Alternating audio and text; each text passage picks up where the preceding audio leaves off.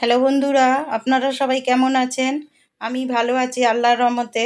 আশা করছি আপনারাও সবাই ভালো আছেন। বলুন তো এটা কি রেসিপি? চলুন তাহলে আমি আপনাদের বলে দিই এটা কি রেসিপি।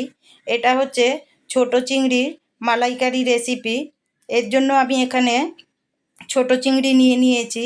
এর মধ্যেই আমি নুন আর হলুদ অল্প একটুখানি মাখিয়ে আমি এটা 5 মিনিটের জন্য ঢেকে রাখবো। 5 মিনিট পরে আমি একটা কড়া চাপিয়ে দিয়েছি। কড়াই দিয়ে দিচ্ছি তেল। তেল গরম হয়ে গেলে এর মধ্যে আমি ছোট চিংড়ি যে রয়েছে ওই চিংড়িগুলো দিয়ে আমি এগুলো সুন্দর করে লাল লাল করে ভেজে নেব। বন্ধুরা, সবার পক্ষে তো আর সম্ভব না 500-600 টাকা দামের বড় চিংড়ি কিনে মালাইকারি খাওয়া। তাই আমি আজকে আপনাদের সঙ্গে এই ছোট চিংড়ি দিয়েই মালাইকারি রেসিপি শেয়ার করছি। দেখুন চিংড়িগুলো খুব ভালো করে ভেজে আমি তুলে নেব। এর মধ্যেই আমি একটা মশলা বেটে নেব, এখানে নারকেল বেটে নেব নারকেল থেকে দুধ বার করার জন্য। এই নারকেল বেটে আমি গরম জল দিয়ে আমি রেখে দেব যাতে তাড়াতাড়ি দুধ বেরিয়ে আসে। এবার আমি চিংড়িগুলো ভেজে তুলে নিয়েছি। এবার ওই তেলেই আমি দিয়ে দিচ্ছি গোটা কটা গরম মশলা, ছোট এলাচ, লবঙ্গ, দারচিনি। এবার আমি দিয়ে দিচ্ছি পেঁয়াজ বাটা। গরম মশলার থেকে সুন্দর গন্ধ বেরোলে এবার এই পেঁয়াজ বাটা দিয়ে আমি মশলা খুব ভালো করে পেঁয়াজ কষিয়ে নেব। পেঁয়াজ কষানো হয়ে গেছে, এবার দিয়ে দিচ্ছি কাঁচা লঙ্কা বাটা। কাঁচা লঙ্কা, এখানে রয়েছে আদা রসুন বাটা, হলুদ গুঁড়ো দিয়ে দেব, এখানে জিরে গুঁড়ো 1 চামচ দিয়ে দেব, ধনে গুঁড়ো 1 চামচ দিয়ে এবার আমি এইগুলো খুব ভালো করে কষিয়ে নেব তেল ছাড়া অবধি। দেখুন